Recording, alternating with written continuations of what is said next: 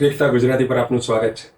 પહેલી વિડીયોમાં આપણે ગુજરાતી ગઝલના ઇતિહાસની સાથે કલાપી યુગની ગઝલો માણી।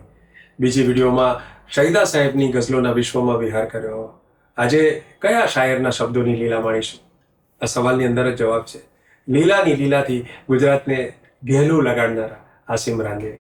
જી હા, એમના સદાકાળ યૌવનનું વરદાન લઈને આવેલ ગુજરાતી કવિતાઓ, ગુજરાતી નઝમ મને યાદ આવે છે કે જુવાની મોહબ્બતના દમ લઈ રહી છે, કે જુવાની મોહબ્બતના દમ લઈ રહી છે, મને દિલની ધડકન ખબર દઈ રહી છે, પ્રણય રૂપના રંગ જોવાને માટે બધાની નજર એ તરફ થઈ રહી છે, જુઓ લીલા કોલેજમાં જઈ રહી છે, જુઓ લીલા કોલેજમાં જઈ રહી છે, કે જુવાની મોહબ્બતના દમ લઈ રહી છે, મને દિલની ધડકન ખબર દઈ રહી છે, પ્રણય રૂપના રંગ જોવાને માટે બધાની નજર એ તરફ થઈ રહી છે, જુઓ લીલા કોલેજમાં જઈ રહી છે, ને કમલ જેવા કર્મ એ પુસ્તક ઉઠાવી, પ્રણય ઉર્મિયો મનની મનમાં સમાવી, મનોભાવ મુખ પર ન દેખાય તેથી અદાથી જરા ડોક નીચી નમાવી, મને અવનવી પ્રેરણા દઈ રહી છે, જુઓ લીલા કોલેજમાં જઈ રહી છે, ન સુરમો ન કાજલ ન પાવડર ન લાલી, ન સુરમો ન કાજલ ન પાવડર ન લાલી, છતાં એની રંગત છે સૌમાં નિરાલી,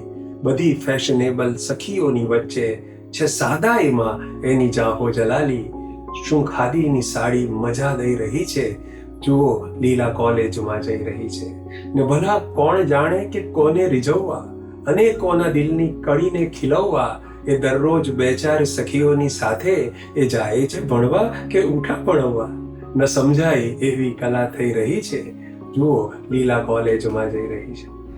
તો આસિમ રાંદેરીના લીલા કાવ્યો એની સચ્ચાઈને કારણે, એના કથા રસને કારણે, એના પરિચિત સંદર્ભોને કારણે અને અમુક અંશે કાવ્યેતર કારણોસર પણ આ કાવ્યો, આ નઝમો લોકપ્રિય થાય એ સ્વાભાવિક હતું। આસિમ સાહેબ એટલા માટે ખાસ આદરના અધિકારી છે કે શહીદા પછી ગઝલ અને નઝમના શુદ્ધ સ્વરૂપ વિશેની સભાનતા ધરાવનાર, શિષ્ટ ગુજરાતી ભાષાનો પ્રયોગ કરનાર બીજા કવિ હતા। ઉંમરમાં મરીઝ સાહેબથી મોટા, પણ પોતાના ગઝલ લેખનના આદર્શ તરીકે શહીદા ઉપરાંત મરીઝને પણ એમણે સ્થાપ્યા હતા। આસિમની રચનાઓમાં પ્રણયની નિષ્ફળતા છે પણ કડવાશ નથી। પ્રણય ભંગ પછી પ્રેમના ગૌરવને સાચવી એની કવિતા કરવાનું મુશ્કેલ કામ એમણે કર્યું છે, એટલે સુધી કે અન્યત્ર પરણી રહેલી પોતાની પ્રેમિકાની કંકોત્રી પણ એમની નઝમનો વિષય બને છે। એની થોડી ઝલક સાંભળીએ અને થોડા અંશ સાંભળીએ કે આસિમ હવે એ વાત ગઈ રંગ પણ ગયો, આસિમ હવે એ વાત ગઈ રંગ પણ ગયો, તાપી તટે થતો જે હતો સંગ પણ ગયો, આંખોની છેડછાડ ગઈ વ્યંગ પણ ગયો, મેળાપની એ રીત ગઈ ઢંગ પણ ગયો, હું દિલની લાગણીથી હજી પણ સતેજ છું, એ પારકી બની જશે હું એનો એ જ છું, મારી એ કલ્પના હતી ગઈ વિસરી મને, કિંતુ એ માત્ર ભ્રમ હતો થઈ ખાતરી મને, કે મારી એક કલ્પના હતી ગઈ વિસરી મને, કિંતુ એ માત્ર ભ્રમ હતો થઈ ખાતરી મને, ભૂલી વફાની રીત ન ભૂલી જરી મને, લ્યો એના લગ્નની મળી કંકોત્રી મને, લ્યો એના લગ્નની મળી કંકોત્રી મને, કે સુંદર ન કેમ હોય કે સુંદર પ્રસંગ છે, કે સુંદર ન કેમ હોય કે સુંદર પ્રસંગ છે, કંકોત્રીમાં રૂપ છે શોભા છે રંગ છે, કંકોત્રીમાં રૂપ છે શોભા છે રંગ છે,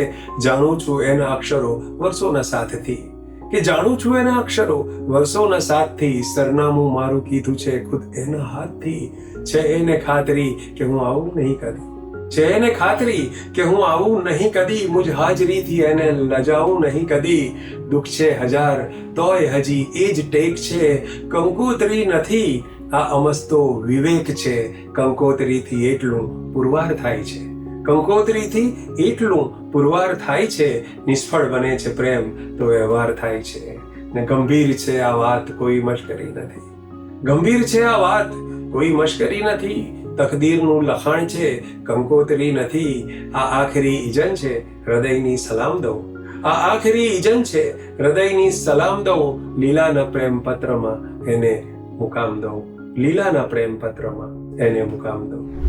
આસિમ સાહેબને જો કોઈએ રૂબરૂ સાંભળ્યા હોય તો એમને યાદ હશે કે તેઓ આ ગઝલ ગાઈને રજૂ કરતા। તરન્નુમમાં જીગર મુરાદાબાદી જેવો એમનો અંદાજ હતો કે રૂપ સિતમથી લેશ ન અટકે રૂપ સિતમથી, લેશ ન અટકે પ્રેમ ભલે ને માથું પટકે રૂપ સિતમથી. એ જુલ્ફો ને એના જાદુ, કે એ જુલ્ફો ને એના જાદુ એક એક લટમાં 100 લટકે. બચપન યૌવન વૃદ્ધાવસ્થા, બચપન યૌવન વૃદ્ધાવસ્થા, જીવન પણ છે કટકે કટકે. ને એ જ મુસાફર જગમાં સાચો, જેની પાછળ મંઝિલ ભટકે. ને ઊંઘ અમારી વેરણ થઈ છે, નેણ અભાગી ક્યાંથી મટકે. કે ઊંઘ અમારી વેરણ થઈ છે, નેણ અભાગી ક્યાંથી મટકે.